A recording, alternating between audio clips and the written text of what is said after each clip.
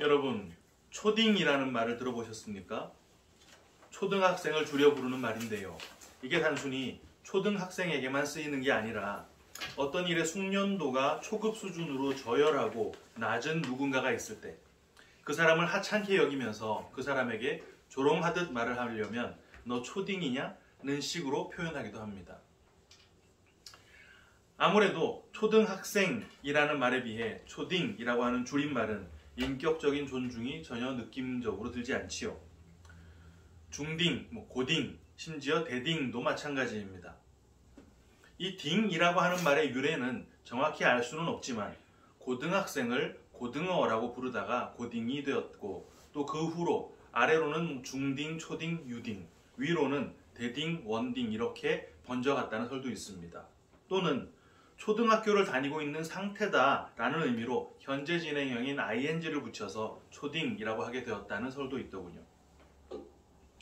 유래야 어쨌건 이 딩이라는 말에 상대를 깔아내리는 어감이 분명히 있다 보니까 사실 좀 안 쓰긴 해야 하는데 또 어떤 상황이 되면 초등학생이니 이런 말보다 초딩이냐 이렇게 말해야 가슴 속까지 후련해지는 상황이 있는 것도 사실이긴 합니다.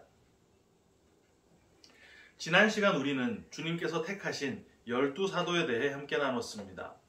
이 12사도의 이름은 단순히 인명사전처럼 여러 제자들 중에 특별히 누구누구가 사도로 선별되었다라는 정보 전달 차원에서 기록된 것이 아니었지요.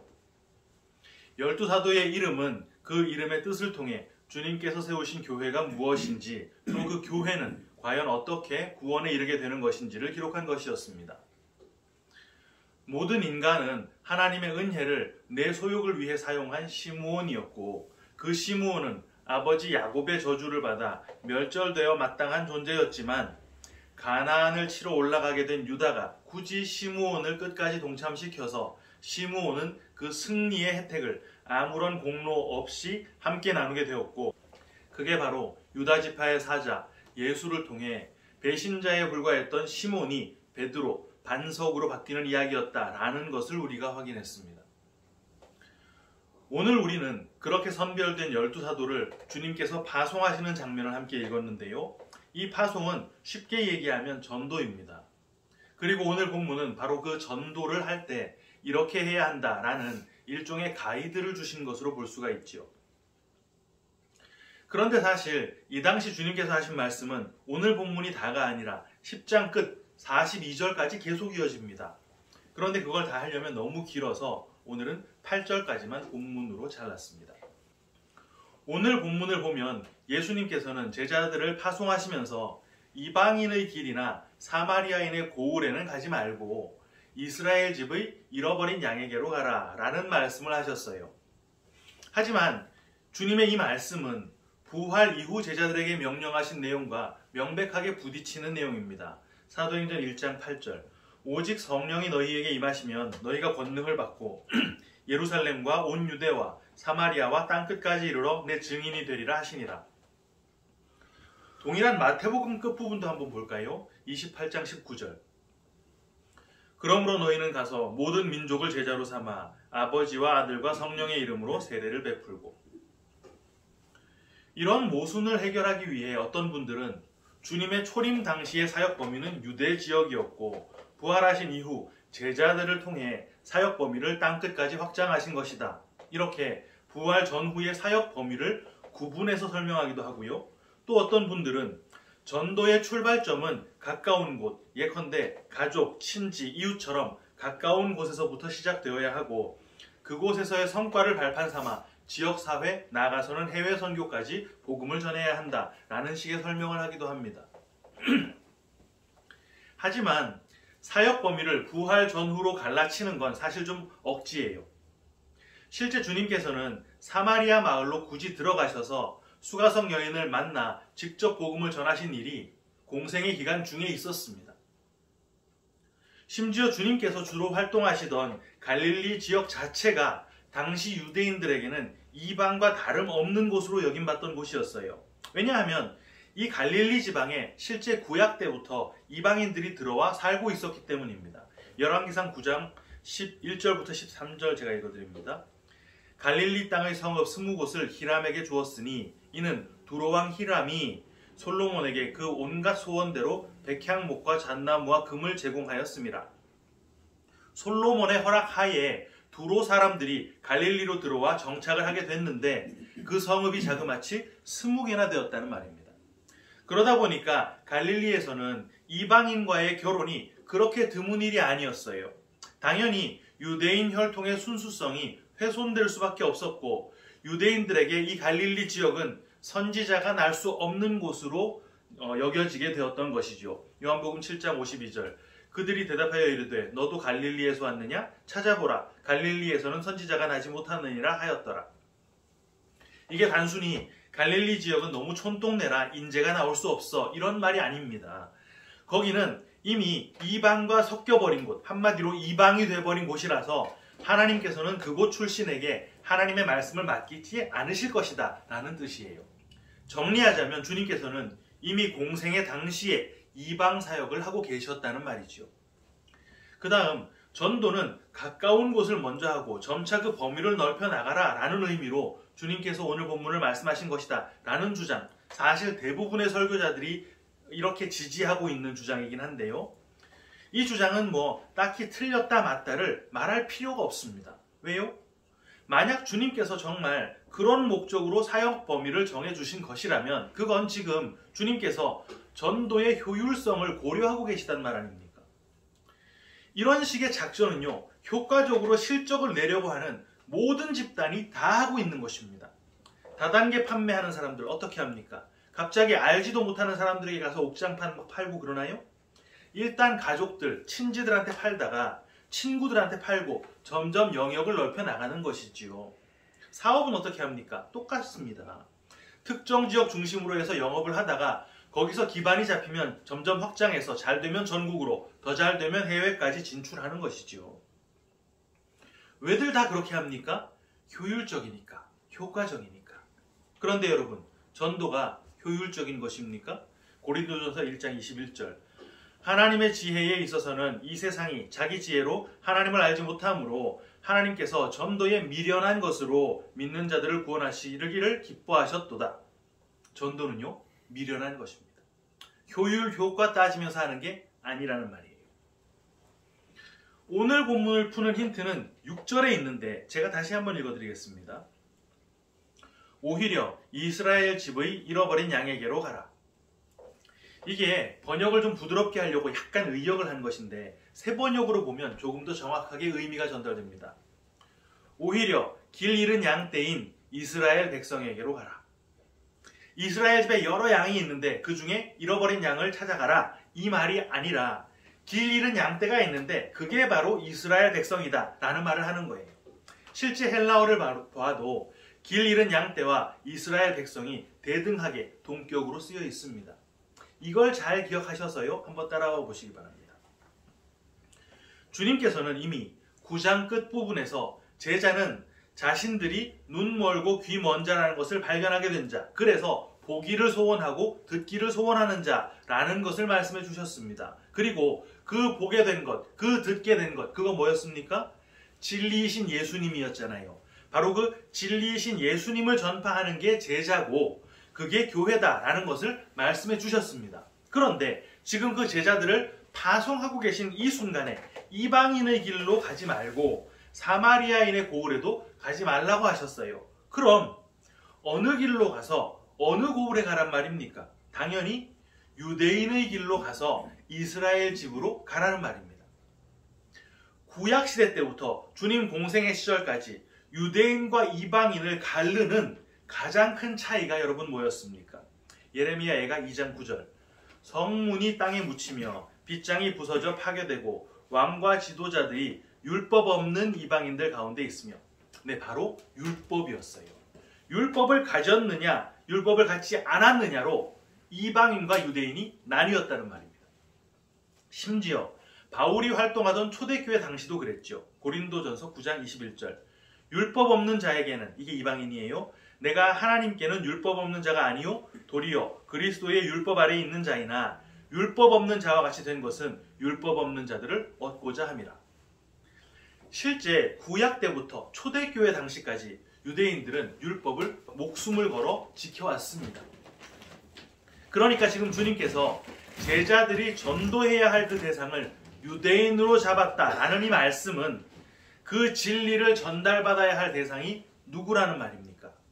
이미 율법을 가지고 있는 자들, 그 율법을 철저히 지키고 있는 자들이라는 말을 하는 것입니다. 그런 사람들에게 가서 뭘 전달하라고요? 오늘 본문 7절, 천국이 가까이 왔다. 그리고 뭘 해주라고 합니까? 병든 자는 고쳐주고 죽은 자를 살려내고 문둥병을 고쳐주고 귀신을 쫓아내라고 합니다. 그런데 그거 어떻게 하라고요?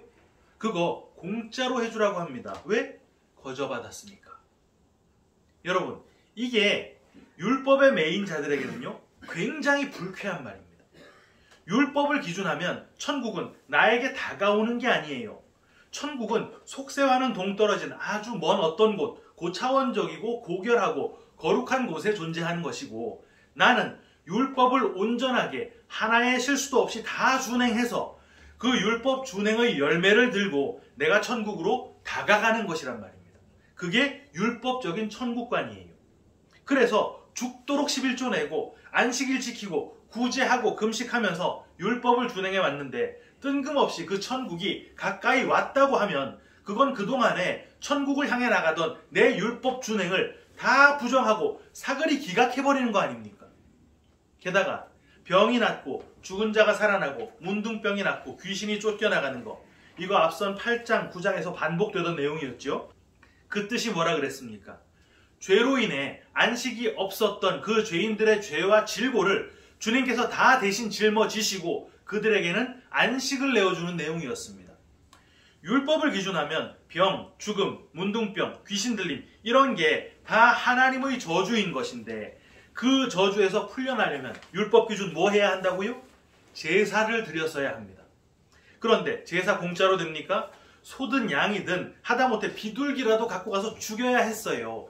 나의 피땀, 나의 노력의 결과물을 썼어야 했단 말입니다.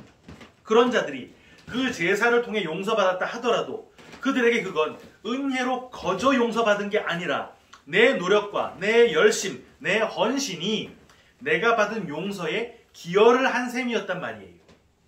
용서를 받았는데 감사함보다는 뿌듯함이 앞섰습니다. 왜? 공짜가 아니라 내가 그 값을 치렀거든요. 그런데 지금 주님께서 그 용서, 그 안식 거저 받았으니까 거저 주라 그랬습니다. 그걸 율법주의자들이 복음으로 받아들일 수 있겠습니까? 어림도 없는 거예요. 거기서 율법과 복음이 충돌을 하게 되는 것입니다. 고린도전서 1장 23절 상반절, 우리는 십자가에 못 박힌 그리스도를 전하니 유대인에게는 거리끼는 것이요. 뭐요? 거리끼는 것입니다. 왜 거리낍니까? 율법의 의로움에 도취되어 있었기 때문에 나 노력해서 그거 받아냈는데 왜 나를 은혜 공짜로 받는 거지 취급하냐는 거예요. 아니, 그럼 애당초 이방인들에게는 왜 못 가게 해? 율법의 의로움 따위는 갖고 있지도 않은 이방인들에게 그 복음을 전하면 말 그대로 복음으로 받아들이게 될 텐데 당연히 이런 질문이 들겠지요. 그래서 바울이 방금 읽어드린 고린도전서 1장 23절 뒷부분에 이렇게 덧붙여놨습니다. 다시 읽어드릴게요. 우리는 십자가에 못 박힌 그리스도를 전하니 유대인에게는 거리끼는 것이요 이방인에게는 미련한 것이로되. 십자가에 못 박힌 그리스도가 뭔데요? 복음이지 않습니까? 그 복음이 이방인들에게 어떻게 보인다고요? 미련한 것으로. 여러분, 당시 유대인들이 이방인을 어떻게 구분했는지 아시죠? 로마서 1장 14절, 헬라인이나 야만인이나 지혜 있는 자나 어리석은 자에게 내가 다 빚진 자라. 유대인들은 이방인을 헬라인과 야만인으로 구분했습니다. 헬라인은 헬레니즘 문화권 안에 들어있는 사람들 모두를 포함한 것인데, 헬라 사람들이 어떤 사람들이었습니까? 음악, 미술, 수학, 과학, 윤리학, 건축학, 경제학, 우리가 지금도 배우고 있는 모든 근대 학문의 대부분이 이때 정립된 것들입니다. 철학, 정치, 종교 뭐 두말할 나위가 없지요. 사상과 지식과 문학이 막 넘쳐나던 시대가 바로 헬레니즘 시대였습니다. 그리고 그런 헬라인이 아닌 이방인을 모조리 다 싸잡아서 야만인이라고 규정을 했어요. 야만인들은 윤리나 도덕, 논리를 기반한 토론 이런 거 없이 배고프면 먹고 피곤하면 자고 필요하면 뺏고 필요 없으면 버리고 상대를 힘으로 제압하고 강자가 약자를 착취하는 약육강식, 한마디로 동물과 다를 바 없는 삶을 살던 자들을 총칭해서 그냥 야만인이라고 불렀습니다. 그런데 지혜 있는 사람에게 복음을 전하건 지혜 없는 야만인에게 복음을 전하건 그들 합쳐서 뭐요? 이방인들은 복음을 어떻게 받아들인다고요? 미련한 것으로. 무슨 말입니까? 이성을 기반으로 하는 지식의 기준에서 복음을 바라보면 복음은 오류일 수밖에 없다는 말입니다. 이성의 근간 뭔데요? 인과율 아닙니까? 어떤 결과가 발생하는 것은 반드시 그 원인이 있다는 것이죠. 그런데 우리가 구원받은 원인이 우리에게 있습니까? 아니잖아요. 없지 않습니까?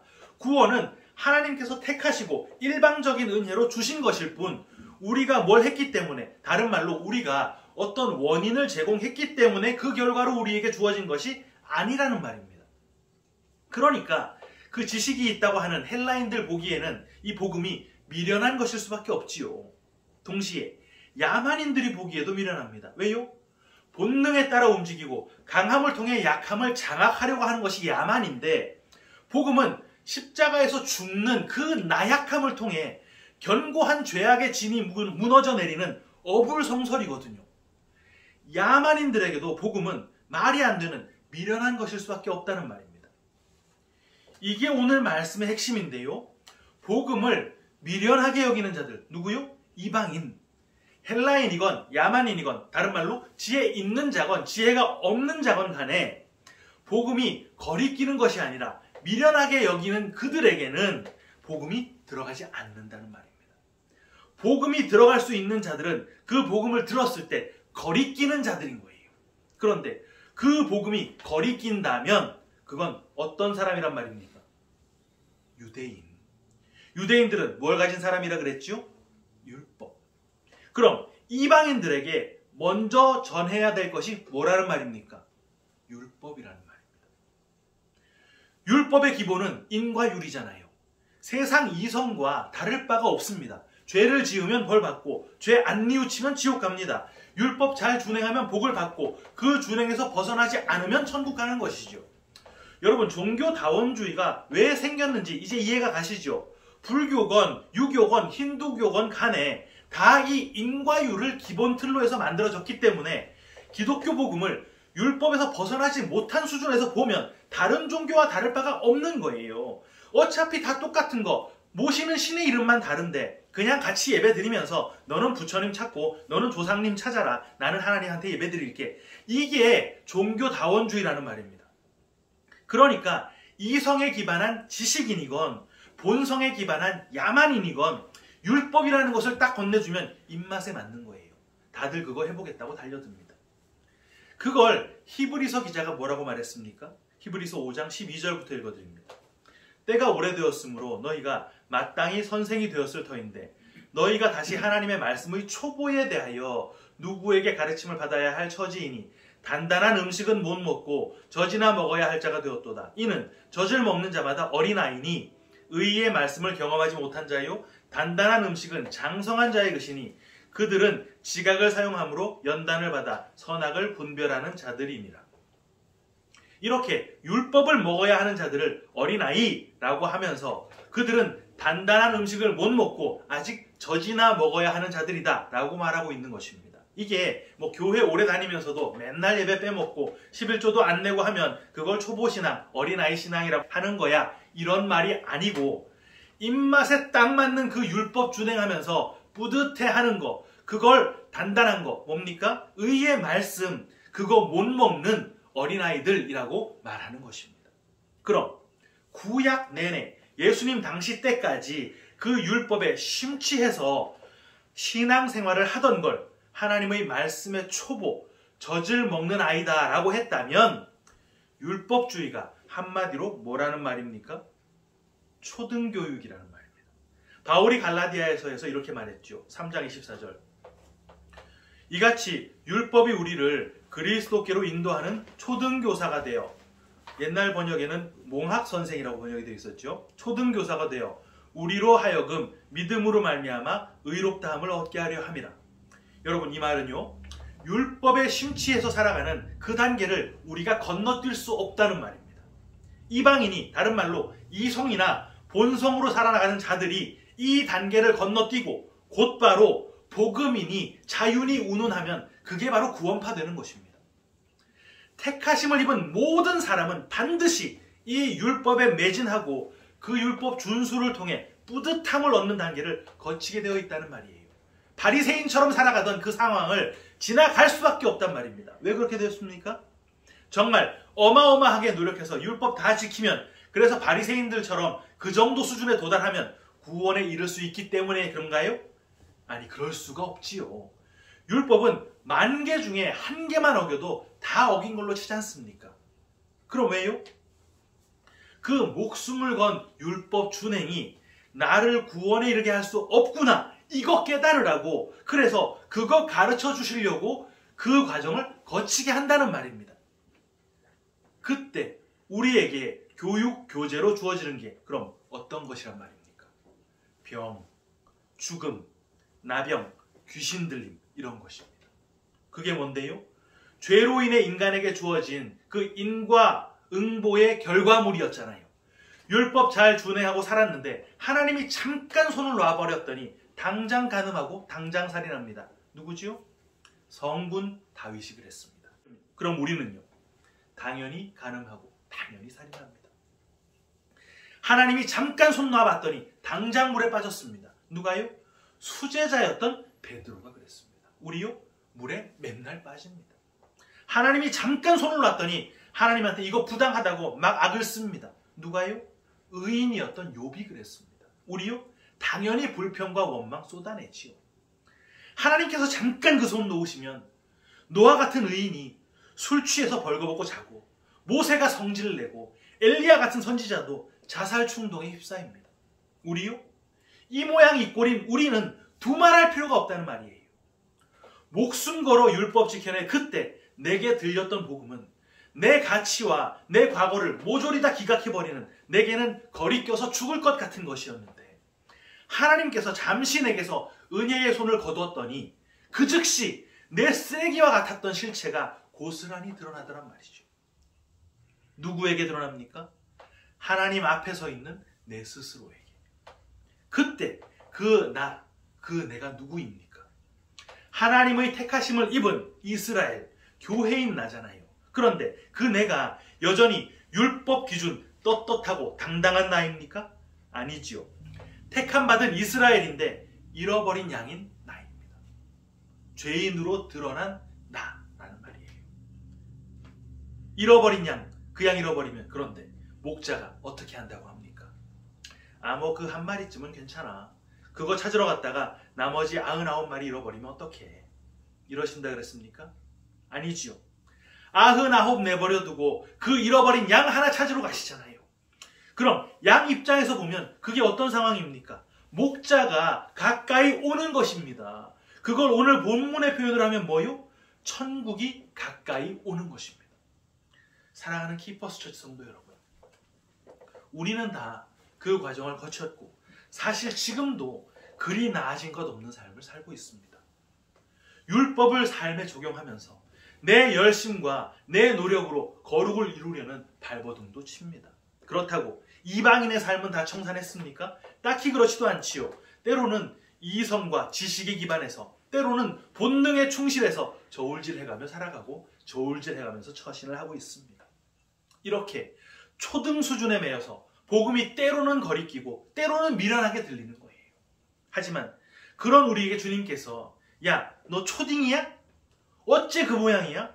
이런 핀잔으로 조롱하거나 멸시하지 않으시고 택하심의 언약을 끝까지 지켜내셔서 복음을 거리껴 하기도 하고 미련하기도 보는 우리에게 완전한 안식을 건네주시는 것입니다.